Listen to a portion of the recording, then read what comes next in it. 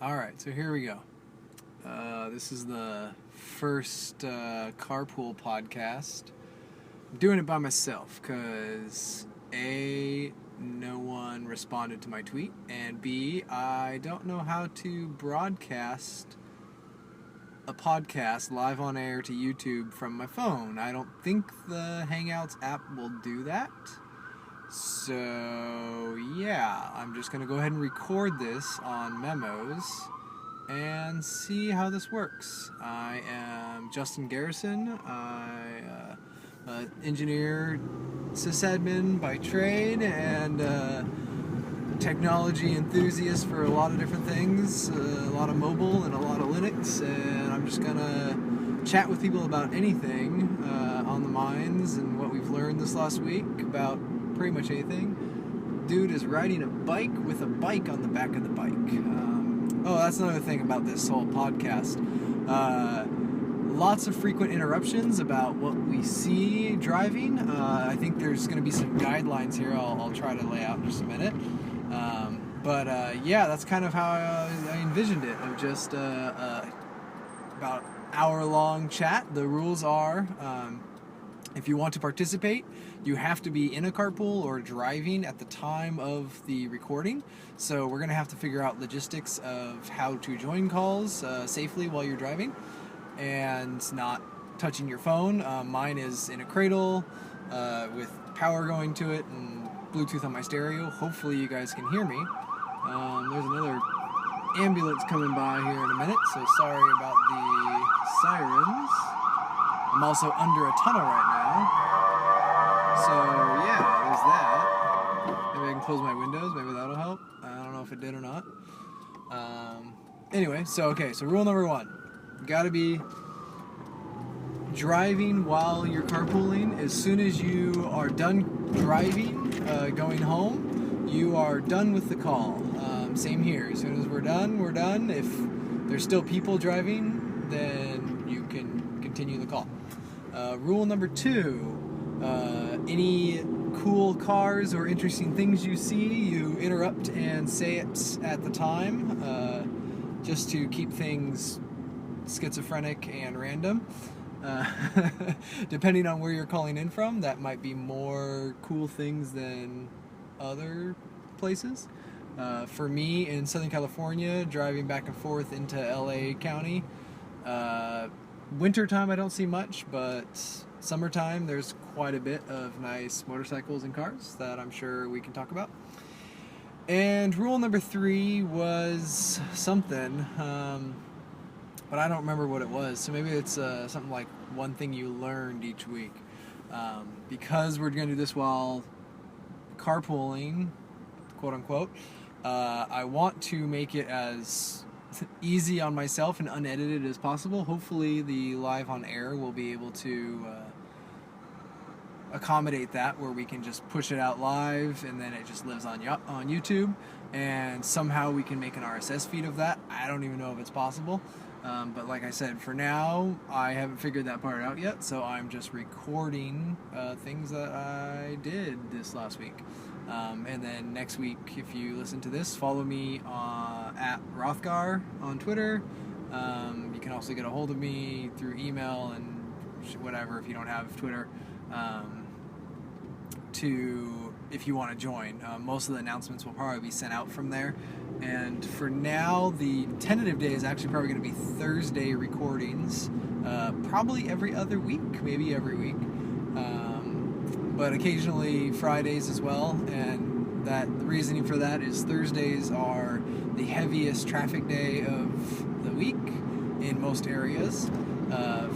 For me, it's about an hour and a half home, and I think that's a good time just to chat about things, and it's also late enough in the week to go over things that have happened. So, today is actually Halloween, and it's actually getting dark already, and I forgot to turn off my if this then that rules for my porch light, so hopefully kids are not knocking at my door looking for candy, because I'm not home and I didn't buy any candy tonight.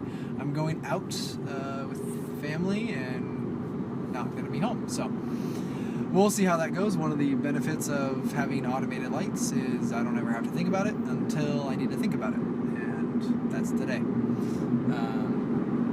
But yeah, I also, let's see, what's my costume today is the Lone Ranger, not that you care, but I bought a suit. I needed a suit, and I bought a suit, and the jacket didn't come in time, so I'm going to wear a different colored suit. But I have a hat and a mask, and hopefully that makes sense to people. Other than that, what else happened this week? Today, actually, today I went to a work Halloween gathering, which had some very intense costumes, very creative, and someone had 3D modeled Baymax from Big Hero 6 in all armor, and then he, in the modeling software, he laid out the piece. He basically flattened the pieces, and so that they were round, obviously, when he modeled them, but when he laid it out flat, it gets breaks, and then he cut all the pieces out of cardboard and then just glued them together with hot glue and basically twine. The entire costume was hot glue and twine, and I'm gonna have to post a picture of this somewhere because it was just amazing. And he was very hard for him to walk around, but very cool looking, and he articulated the arms, and the chest plate and everything moved because it was all held together by string, and he had gloves with string that he could actually, the arms were probably a good 18 to 24 inches longer than his arms, but his gloves, he fit in there, and he could still move the fingers and move his arms, and it was very cool. So I'll have to I took some pictures, and I'll have to be able to post those somewhere at some point. But yeah, other than that, this week has been fairly normal. The drive is what a drive is for anyone that not carpools, but commutes to work more than an hour a day. And what else is in the news? Ubuntu came out last week, I guess, 14.10. I did upgrade my system, and I run GNOME Ubuntu at home. I have a laptop and desktop, and I didn't upgrade the desktop, but when I upgraded my laptop, it decided it wanted to uninstall GNOME Shell, which was spectacular. So as soon as I rebooted the system, I had no shell no desktop environment to go back into, which was ridiculous and kind of funny. So I got it reinstalled again, and then I was like, oh, it didn't come with GNOME 3.14, so I wanted 3.14, so GNOME has a testing PPA. I installed that, did a apt-get update and an upgrade to get GNOME Shell 3.14. It installed it, and then it said, hey, you have all this giant list of packages from that upgrade you did that aren't needed anymore, so just go ahead and do an auto remove and we'll take all those out. So I was like, oh sure, go ahead, auto remove. It uninstalled GNOME Shell again, so I don't know what's up with that. But reinstalled GNOME Shell twice, and after installing it the second time, with the testing repos, it actually stayed installed and worked. Initial thoughts about Ubuntu 14.10 is it's meh. I mean, it's the same. Ubuntu 14.04 was really solid, so there's not like a huge upgrade. But my touchscreen, it's a tablet convertible laptop, that the touchscreen stopped working on the upgrade, which is kind of annoying because GNOME 3.14 adds a bunch of touch features like multi-touch and swiping, which now don't work. So I got to figure that one out. And then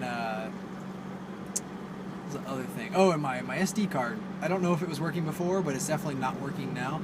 And I wanted it to flash a Raspberry Pi OS update. So that's kind of a annoying feature. Hardware on Linux is always fun, but we'll see how that goes. The other cool things that have been happening this week. Let's see. I finished a class for my graduate program. I have 3 classes left, and just found out today that they are offering one of the last classes I needed early, so I'll be able to graduate in May of 2015 after 3 more classes. So that's really exciting. And I just finished one I did not want to take today, a .NET programming class. But I finished the program last night and submitted all my homework and said I'm done. So that was cool. Other than that, I ordered a Nexus player, the Android TV made by Asus, new Google player. I've had home theater PCs forever and really like them, but right now it's a little bit annoying because I always have to switch back and forth between a PS3 for Amazon and Netflix, and then switch to my home theater PC for local media. And I'm hoping that you can sideload apps on the Android TV. I'm sure, at least initially, it won't be possible, but I'm really hopeful that I can get the XBMC app on Android TV, or maybe they can submit it to the Play Store. That would actually be really cool too, just so that I can have XBMC alongside everything else without having to switch inputs to go back and forth between the two. And it's also annoying because the home theater PC is just kind of loud and draws too much power, so I usually shut that down at night, but then if I want to come in the morning and watch live TV or do something else, I have to make sure that that's on. And Windows is always kind of fun with semi-official or semi-standard resolutions. My TV is kind of old, and so it's not only does it have overscan, which was fun to adjust, but it also isn't actually 720p. And so I always have to kind of adjust things. What I have to make sure I do is turn on the TV first, turn on the stereo, make sure it's on the right input, and then I can turn on the computer so that Windows detects the right resolution, whereas appliances, that usually just works. And so I'm hopeful that the Android TV will work like that, and the Chromecast ability will be kind of nice to be able to shoot pictures and stuff to it, although I'm still not sure how that works from an iPhone because it's not AirPlay. I don't know if there's a picture viewer app that I can kind of browse the pictures and send them, but we'll figure that one out. Hopefully Google keeps pushing out updates to it and it doesn't die off like Google TV or like they had something else before, I think.